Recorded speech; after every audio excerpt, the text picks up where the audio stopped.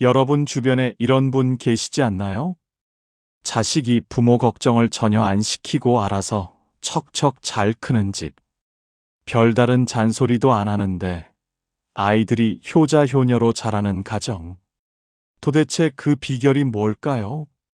자식복이라는 게 그냥 운이라고 생각하십니까? 자식복에는 분명한 패턴이 있습니다. 그리고 그 패턴은 부모의 특정한 태도와 행동에서 나온다는 사실을 아시나요? 더 놀라운 건 이 특징들은 당장 오늘부터라도 바꿀 수 있다는 점입니다. 아무리 늦었다고 생각해도 괜찮습니다. 제가 만난 어떤 분은 50대에 이 사실을 깨닫고 관계를 완전히 회복하셨거든요. 지금부터 말씀드릴 5가지 특징 중에서 여러분은 몇 개나 가지고 계신가요? 그리고 혹시 하나라도 부족하다면 오늘부터 바로 실천해 보세요. 분명히 변화가 생길 겁니다. 그럼 첫 번째 특징부터 시작하겠습니다. 제 친구 형님 한 분이 계십니다. 사업도 잘 되고 경제적으로도 여유로운 분인데요. 그분 아들이 대학 졸업하고 취업 준비할 때였습니다. 주변 사람들은 모두 말했죠. 아버지 회사 물려받으면 되는데 뭐하러 고생하냐고요. 그런데 그분은 아들에게 단 한 번도 회사 이야기를 꺼내지 않으셨습니다. 오히려 아들이 하고 싶은 일을 찾도록 격려만 하셨죠. 결국 그 아들은 자기가 진짜 좋아하는 디자인 분야로 취업했고 지금은 그 업계에서 인정받는 전문가가 됐습니다. 그리고 놀랍게도 그 아들은 지금 부모님께 누구보다 효도를 잘합니다. 억지로 시킨 것도 아닌데 말이죠. 바로 여기에 첫 번째 비밀이 숨어 있습니다. 자식복 있는 부모의 첫 번째 특징은 바로 자녀의 인생을 자녀의 것으로 인정한다는 점입니다. 많은 부모님들이 착각하시는 게 있습니다. 내가 낳았으니, 내가 키웠으니, 내 뜻대로 해야 한다는 생각이죠. 의대 가라, 법대 가라, 공무원 시험 봐라. 이런 말들 많이 하시잖아요. 물론 그게 자식을 위한 마음인 건 압니다. 그런데 문제는 그게 정말 자식을 위한 건지, 내 불안을 해소하기 위한 건지 구분이 안 될 때가 많다는 겁니다. 제가 만난 한 어머니는 이렇게 말씀하셨습니다. 나는 평생 하고 싶은 거 못하고 살았는데 내 딸만큼은 안정적으로 살았으면 좋겠다고요. 그래서 딸이 예술을 하고 싶어 하는데 절대 안 된다고 하셨대요. 그 결과가 어땠을까요? 딸은 결국 엄마 뜻대로 안정적인 직장에 들어갔습니다. 하지만 그 딸은 지금 우울증 약을 먹으며 하루하루를 견디고 있고 엄마와는 통화도 거의 안 한답니다. 반대로 자식복 있는 부모들은 다릅니다. 자녀가 20살이 넘으면 이미 독립된 인격체로 대합니다. 조언은 하되 강요하지 않습니다. 실패할까봐 두렵지만 그 실패조차 자녀의 성장 과정으로 받아들입니다. 이게 말처럼 쉽지 않다는 거 저도 압니다. 특히 우리 세대는 자식이 곧 내 인생의 전부였잖아요. 그런데 바로 그 집착을 내려놓을 때 진짜 자식복이 찾아옵니다. 여러분께 질문 하나 드리겠습니다. 혹시 자녀에게 이런 말 해본 적 있으신가요? 내가 하고 싶은 대로 해봐. 엄마는 응원할게. 아니면 이런 말을 더 자주 하시나요? 세상이 얼마나 무서운데 내 마음대로 하면 어떡해? 두 번째 특징으로 넘어가겠습니다. 이건 정말 중요한 이야기입니다. 제가 아는 한 아버지는 평생 모범적으로 사셨습니다. 담배도 안 피우고 술도 거의 안 마시고 성실하게 일만 하셨죠. 그런데 그분에게는 치명적인 약점이 하나 있었습니다. 바로 어머니한테 함부로 대하는 거였습니다.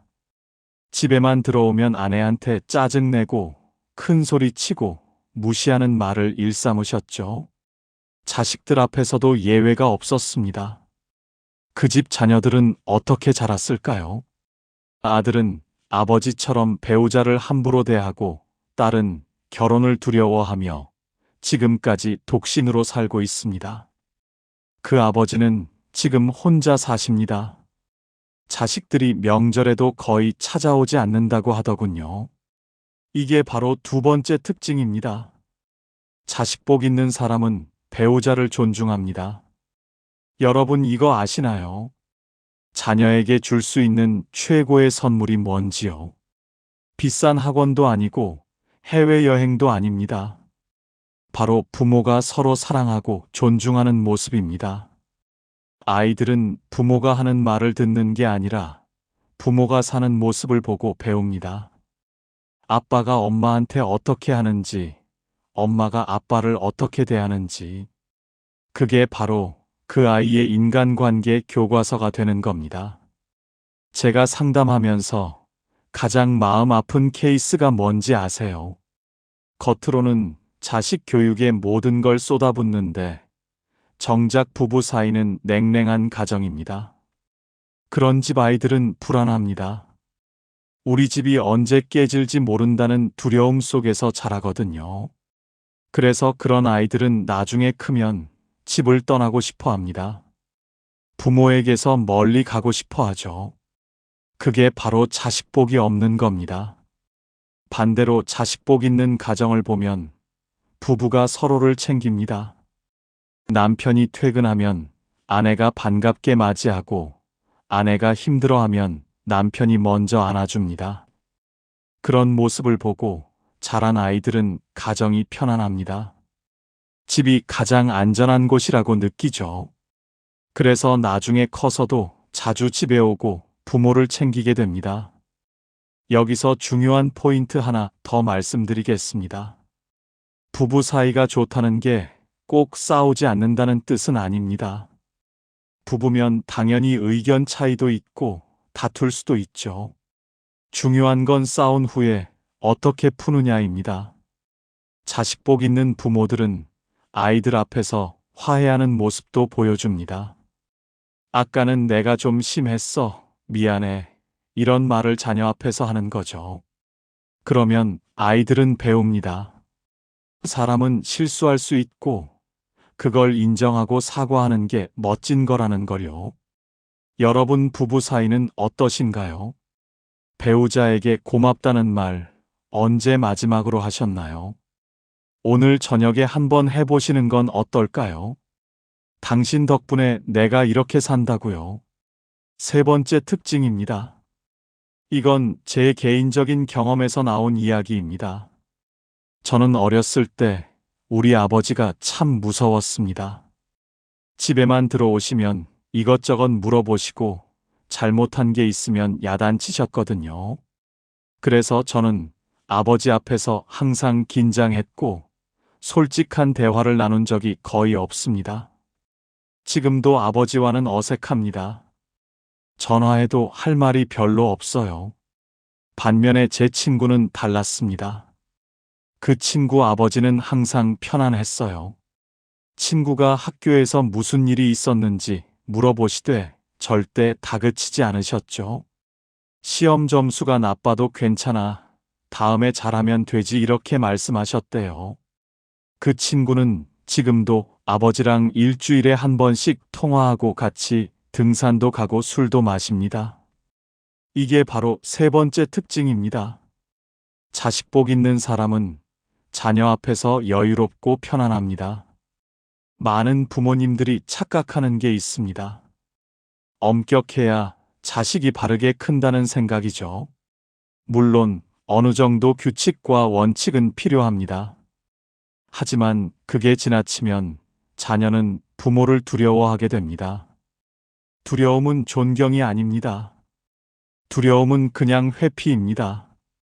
자녀가 부모를 두려워하면 나중에 성인이 되면 어떻게 될까요? 멀리 도망갑니다. 물리적으로도 멀리 가고 마음으로도 멀어집니다. 제가 만난 어떤 분은 이렇게 말씀하셨어요. 우리 아들이 대학 가더니 명절에도 안 와요. 무슨 핑계를 대면서 피해요? 제가 여쭤봤죠. 혹시 아드님이 어렸을 때 많이 혼내셨나요? 그랬더니 그분이 대답하셨습니다. 당연하죠. 바르게 키워야 하니까요. 그게 문제였습니다.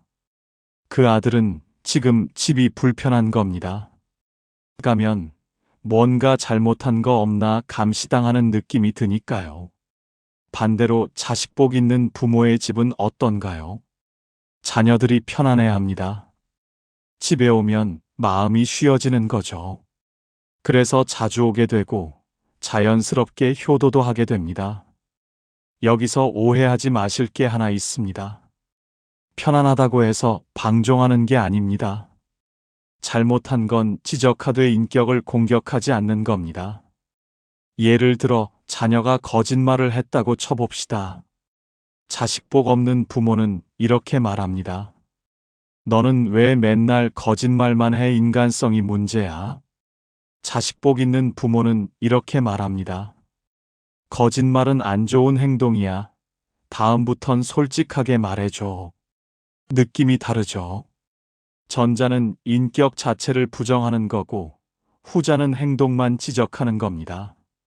자녀는 이 차이를 민감하게 느낍니다.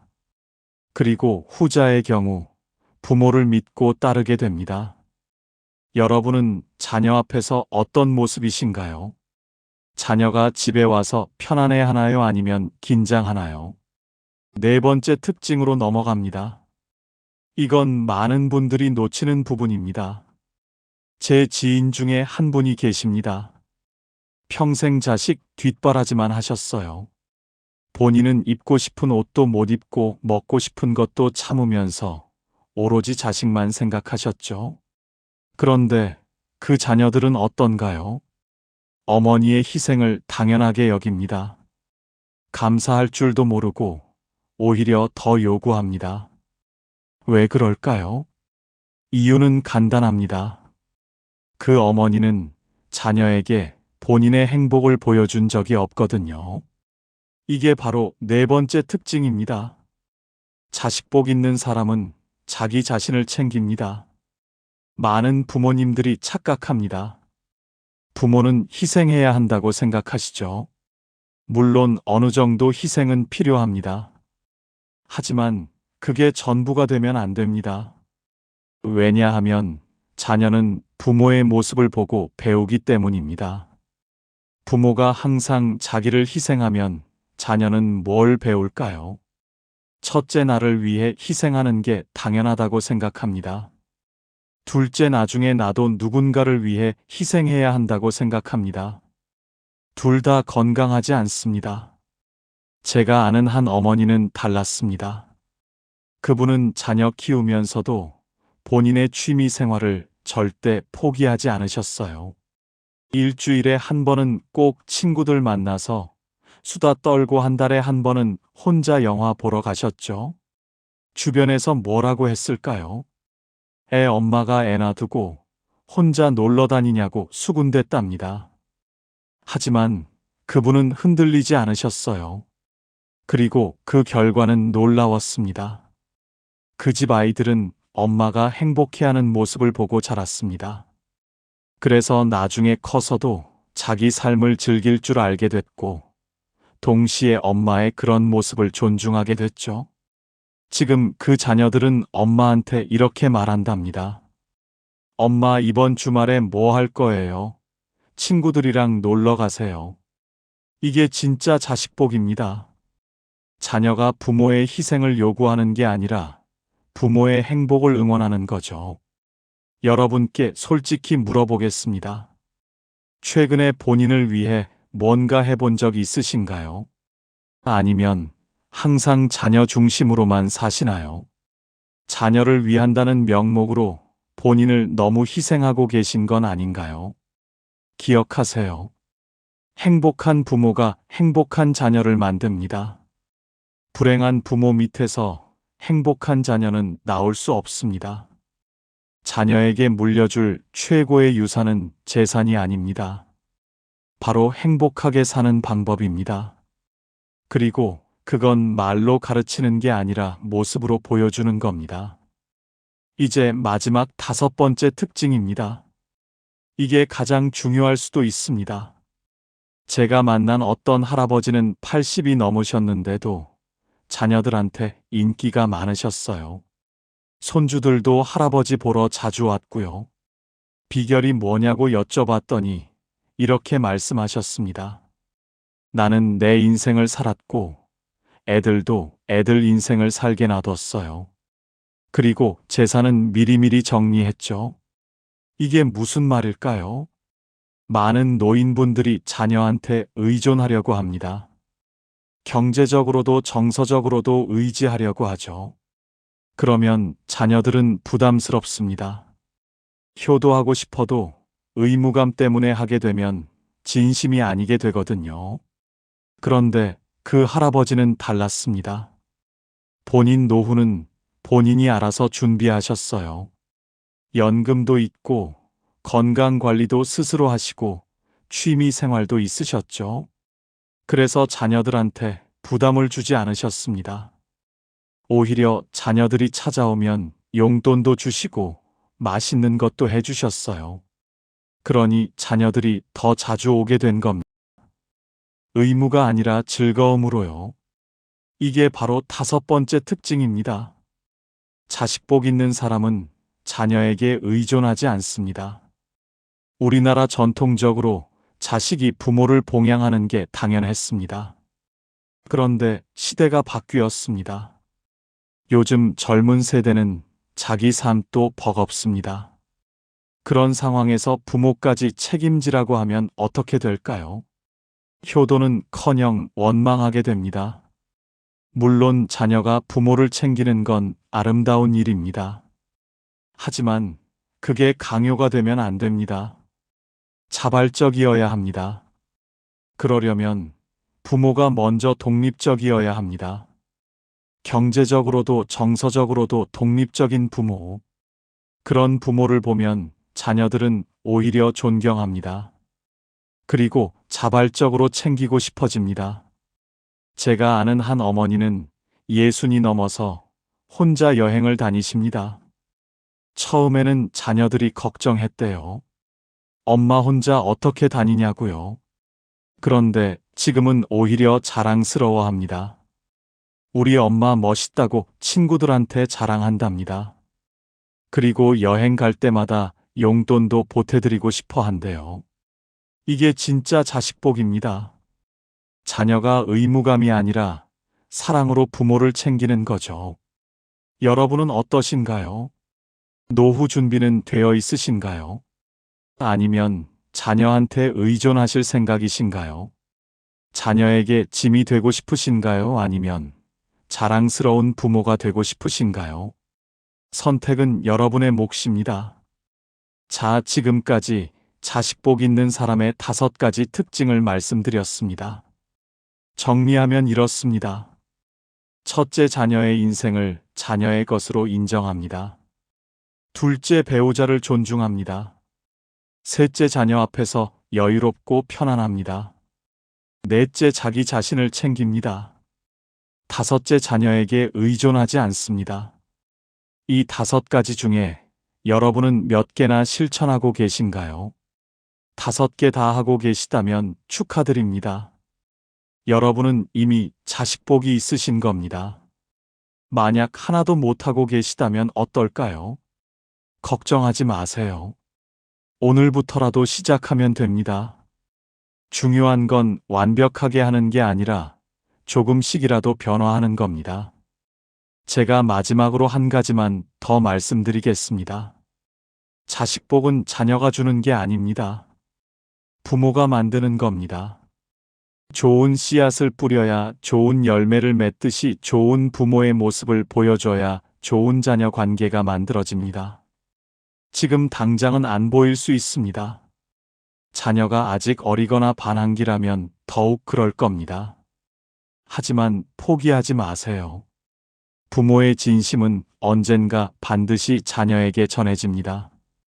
저는 이걸 수없이 봤습니다.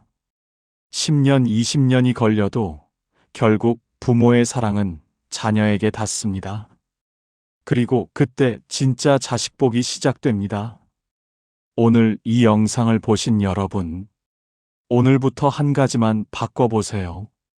배우자한테 고맙다는 말 한마디, 자녀한테 내 인생은 내가 결정해 한마디, 본인을 위한 시간 딱 30분. 이런 작은 변화가 쌓이면 분명히 달라집니다. 그리고 10년 후, 20년 후 여러분은 깨닫게 될 겁니다. 아, 내가 자식복이 있구나 하고요. 그날을 위해 오늘부터 시작하시기 바랍니다. 여러분 모두 자식복 넘치는 삶 사시길 진심으로 응원하겠습니다. 시청해 주셔서 감사합니다.